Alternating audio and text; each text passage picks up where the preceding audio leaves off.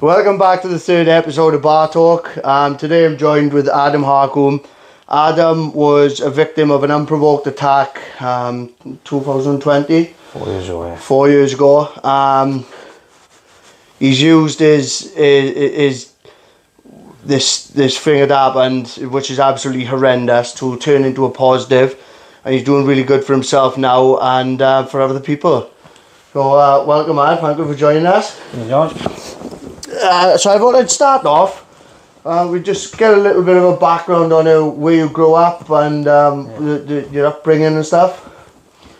Yeah, well, I Trialo boy, through and through, like. Yeah. And, grew up in Trialo and moved from Trialo, and I think I was 21, up to Tonrevel for a spell. And after my accident, I came out of hospital and I was in a bit of a relationship that was sinking, and I just thought I can't live like that anymore, and I just decided to leave and go back to mum and dad's, innit? And best thing I've done. Yeah. Since being back home with mum and dad, I've started achieving things, like. Yeah. And yeah, it's been a bit of a roller coaster since then. What was you like as a child growing up? Would be me. Gangster, were you getting into trouble and stuff like the rest of us in the Ronda, or? I was always good, I never got caught. Yeah, yeah. No, I growing up, I was always a big kid, like, and not big in a good way, like, I was a bit chunky. Chunky, yeah. Played football for Cloyne Pier, and then I went to comp, and I met my good buddy Dale Hughes. You may know him, good footballer, good rugby player. Yeah.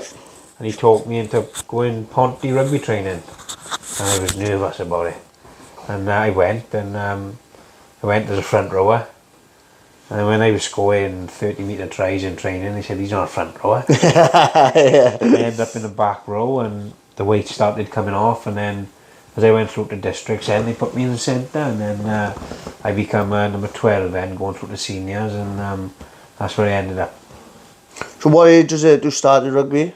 Under 13s. Under 13s. Yeah. And it's still a massive passion you was now. Right. It's just something that I'll never leave go of. Yeah. And like even after this, I went into the Watchdown changing rooms once. I played for him, and the RCT had put a sporting heroes wood up for me, which was nice. That was, because it reflected my legacy a bit. And after reading that, I thought I can't stop now. Like when I can still be successful in other sports. Yeah. And hopefully I'll have another one up there. Yeah. Yeah. I'm sure you will soon. Yeah, so like I just gave a little brief on, you obviously was fit and healthy, you was a rugby player, you was, enjoying life, and this tragic event that has happened.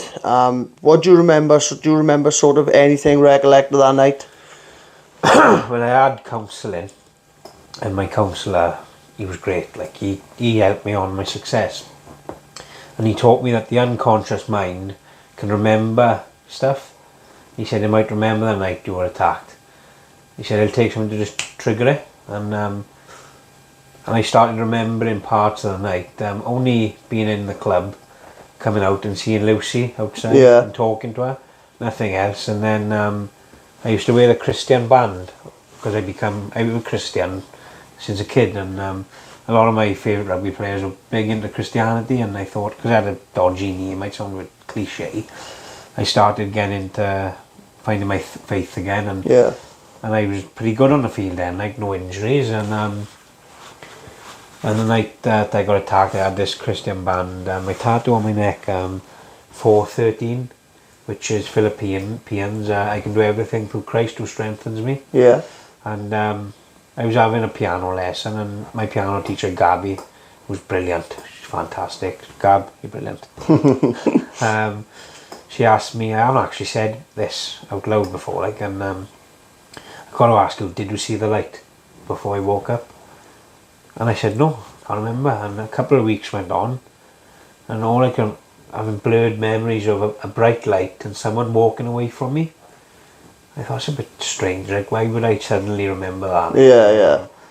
I didn't think nothing into it, and I was speaking to another guy then who was in a coma on a night out, funny enough, and I asked him, and he said exactly the same happened to me.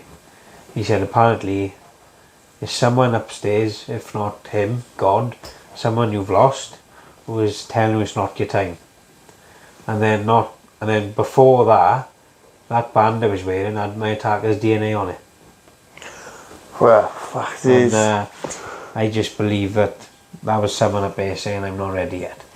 For that sort of attack, it's like, for his DNA to be on that band it's not likely to happen, really, is it? Anywhere else, or maybe on a band. Yeah, that's crazy. So what was the conscious thing that he said that triggered that? She said, "Did you see the light?" And that triggered it. Yeah, and no one had ever asked me that. Yeah. And it's just quite frightening, isn't it? Yeah, well, it is, yeah. And like, I was speaking to my best mate about last night. We went out for food, and he said it actually makes sense. He said I always thought I had a strong spirit, like through rugby, and like rugby saved my life. Not to worry about it. I was so fit, and I took a few head knocks in rugby, like, so I warmed up to it.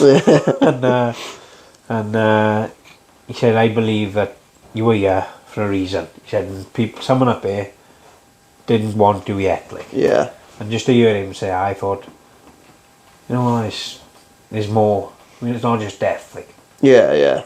But like, at the same, like, not saying anything about it. No, I've started believing a little bit myself. I've always been quite a bit of an atheist, right? But I don't know what it is. The last couple of months, I just find there's been something pushing me kind of towards believing a little bit.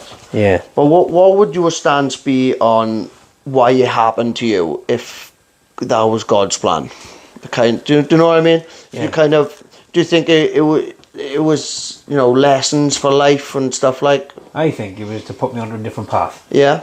Like, with my life that I was living was good. I was playing rugby for Ystad, and but I think in the background I was never happy. I mean, like, I don't really like saying about relationships, and there's no two ways about it. Like, I wasn't in a good mindset when it comes to that, and this was a new chapter for me, I think. And I think everything happens for a reason, and I think I've always been strong. Coming back from injury for rugby, when people have said I shouldn't, I have. Yeah. And I think it was my chance to prove to the world and the Rhondda who Adam Harcombe was, like. Yeah. And yeah. So, like, when you sort of come around and stuff, obviously you wouldn't have remembered that then until the counselling would have. No. So that must have been absolutely terrifying to wake up and not realise why you were lying there, or. Yeah, it was. I sort of knew I was in hospital because the bed's in it. Yeah. And I thought, this is not my bed, like. And then I can remember when I could understand people, and I remember saying to the nurse, you know, oh, nurse, doctor, why am I here? And they'd said, oh, look, Dad, you've been beat up badly. And that was a massive shock to the system, because I wouldn't fight on a night out. Yeah. And if I did, I was known I could handle myself. Like. Yeah. Unless I was pushed, it wouldn't happen. Like, I always took pride in walking away. And then at first, because my skull was in my stomach, I was always in good nick. Never ripped. Like, I remember feeling my stomach, quite funny. I said, Christ, is that my six pack? And she said, no yet, love. She said, that's your bone from your head. Oh. And I realised then, like, and I was very angry at first. What? So they took bone from the skull? Took the bone from here. Yeah. And kept it in my abdomen to reserve it, like. Whoa. Keep it alive. Yeah. And I had the bone put back in. That scared me going back into hospital, because I was on my own. Like, I had to rely on people to look after me, and I didn't want to go back after I'd come out. And I went back to the green side, and it was lovely. And they put the bone back in successfully. It was great, and my family thought it was swelling beside my head, and I could feel it moving, which is weird. And I went in to have my consultant look at me, and she said, it's got to come out. She'll take you for a scan. Send you for a scan. She might be wrong, but I've got a feeling it's going to have to come out. And it had to come out, and then I had the plate. And I had the plate out again then, through infection. I see never. it was in my finger. travelled up my arm, like, into my head, and she sat by the bed and said, "Look, Dad, I'm 99% sure that's going to have to come out." And I knew when. Yeah, It's yeah. coming out, like. So I could be wrong, because it started going back down after the antibiotics, but she was right to come out, and I didn't run the Cardiff 10k, which I was gutted.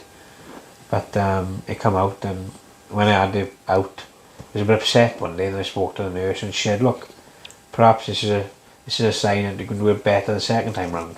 And she was right. Second time round, I beat the odds again, you could say. How many operations and stuff, surgeries and have you had all together now? On my head, 8. 8. And 2 on my eye. Was it 3 on my eye, sorry. 3? Yeah. Was there any point that you just thought, no, I'm fed up with this? Well, obviously I can imagine it was, you would think quite fed up quite early of it. Yeah, I thought, what's next? Like, and I can remember when I went in for my eye, the cornea. I was waiting, all kitted up to go down to surgery, and it got cancelled just before I was going down. My surgeon had been in contact with his partner on COVID, and I love music, John, and we had my sister sang The Climb by Miley Cyrus, and I had my playlist, and it come on, and I broke down. Yeah. I just thought I'm never going to reach this goal, like, and after that I went home. I was a bit upset, and they said, "You might be back in 10 days." I think every single day I phoned them. Yeah. And I think they were flipping a coin who got answer the phone, like. Yeah. And they knew it was going to ring, like. He got me back in for the surgery, and I was on edge, and I couldn't answer the phone or nothing until I seen him, and he come to see me, and I just thought, it's going ahead. And I went ahead, and it was a success. I can remember my father taking a patch off in the morning, and I could see him, but it didn't feel right. I was speaking to a guy. I said, "Look, he had a cornea transplant." I said, "Will it get clearer?" He said, "It will, promise you." And he wasn't getting clearer. Yeah. And that's when my new consultant I realised I had high pressure, and she thought that might bring the vision back a bit. So I had the surgery for that, and I was put a tube into my eye to relieve the pressure, and he still wasn't coming back. And I started thinking, what's happening? Yeah. And I learned I had the cataract, and like I said, on the way up, the one doctor said to me, "If we don't have this done, you'll be blind again." And that's when emotions got the best of me in, and I played on it a bit, as you do, like, and she put me on the emergency list. And one time I went in to see her, I said, "Look, I've had issues with this outside of the hospital," and she got me in. And as you've seen on the BBC, they knocked me out because I wanted to go to sleep. Yeah. Because you don't get a good sleep when you come up to 30, like. And the guy said, "How old are you?" I said, 29. He said, "I know why you want it done." He said, "We don't sleep." I mean, He knew. And I'm glad, after watching the surgery, I'm glad I was knocked out for it, because mine was a bit more complex than... Well, you was watching on YouTube and stuff, as well. I never watched it on YouTube, and when I watched, I was in contact with BBC. I had a Zoom call with them, and they showed me some of the episode, and I actually got upset watching it, because it was the first time I've ever seen my story from an outside perspective. And it was the way my consultant explained me, and I thought, that's it. And when I've seen myself cry, like, and I thought, I can't wait for that to go out, because people, obviously I'm strong, I know I'm strong. Yeah. People give this, give that, and I'm like, yeah, you're right, but it was good for people to see me like that. Yeah. To realise what this has all done to me, like. Yeah. And and it was it was a beautiful moment, if that makes sense. Did people kind of see that side to you before the accident? Never. Only family. Yeah. And like, I think that was a key part of my story, that episode, that people can see what this attack and living blind has done to me. To be able to see again is, you take it for granted, eyesight, hearing, speech. So you kind of, when they took the pad off, or you said you kind of initially just had that feeling there was something wrong. Yeah. That's mad, isn't it? It was frightening because I took the pad. as I was taking the pad off, I thought, what if it hadn't worked? Yeah. And I kind of didn't want to take it off. Yeah. And then I took it off and I could see myself, and it was a bit foggy. And then like I said on the program, you know, like in the car, and he put the screen The on, fog, he just cleared up, and he's like it zoomed in, and that was the minute I think you see me and a bit of a breakdown. Yeah. What about what was the hardest part of your rehabilitation? I think accepting everything. Yeah, I can imagine. Yeah. Like, and I seen a TikTok after I had counselling, and it was like it's unhealthy to hate people. Never forget, always forgive. Like, and I actually forgiven these people who've hurt me, because to move on in life. Yeah. Because the more I was hating these individuals, the more I was taking out on people close to me, and it was just causing arguments and distress in the family. And I didn't speak to my friends a lot as much as my family, and I thought I had to go and move on. And since moving on and forgiving them, I thank them. Do you think that's kind of the religious side showing as well? Definitely, yeah. Do you think it's helped you forgive, like? Yeah, you've got to. It's Yeah. like, and since accepting what's happened and forgiving these boys and other people who've hurt me, I've gone from strength to strength, and like it goes to show where I come second in the Welsh para, my first para event in February, and then in June I come top first. Incredible. Yeah, and Incredible. and and rugby, the door to rugby is open to me again now, and I'm super excited about that. So we talked about a little bit about that in the car, but just for everyone else to know, obviously they're going to be thinking, you know, head injury, rugby and stuff, putting them two together. Yeah. You've actually had the go ahead that you can play contact. I can play contact. Yeah. Obviously, I'll never play Division 1 Championship rugby again. I've accepted that. Yeah. And but the physical disability, I've been given a thumbs up to do.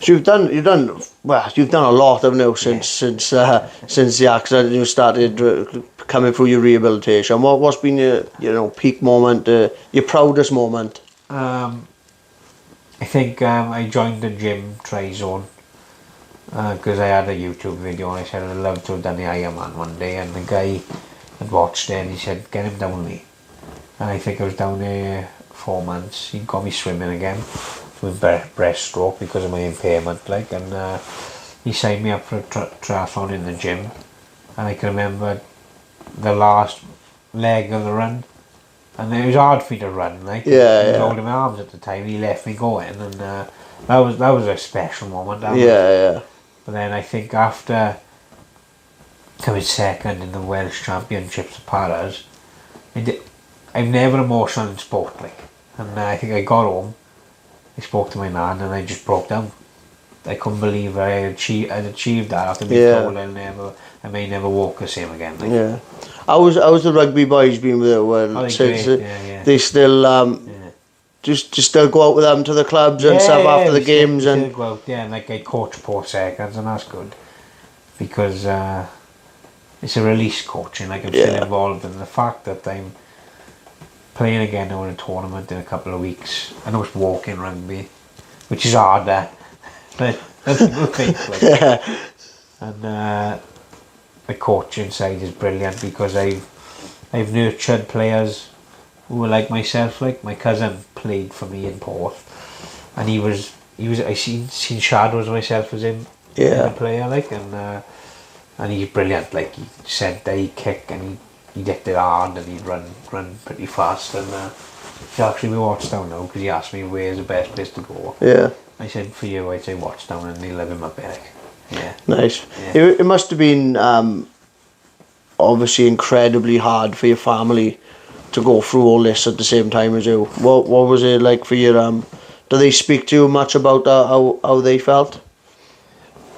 Not really. I think this is a massive thing with a family, like, because I'll never know how they feel and they'll never know how I feel. Yeah, it's true. Yeah. Like when I'm on nights out now, like I've had a couple of bumps since, like, and it sends them into turmoil a bit, like, because my old man he's great. He's like, get on with your life. He said, like, she's 30 now, like, because my consultant, he went in to see her when she signed me off.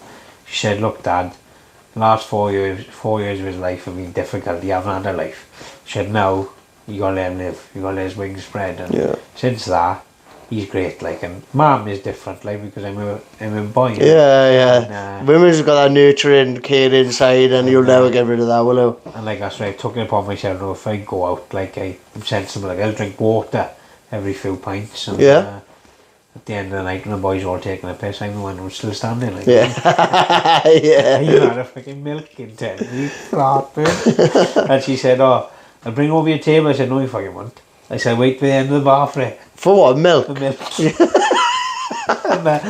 And she brings it to me, I'm drinking, I look over my butt and he's like, is that fucking milk? Class, you can't beat the camaraderie and the banter can with the rugby boys. And I was in a wedding, my best mate's wedding, and I was the best man, and I had heartburn, and the guy behind the bar said, look, if I come down here, I'll ask you for short, say no.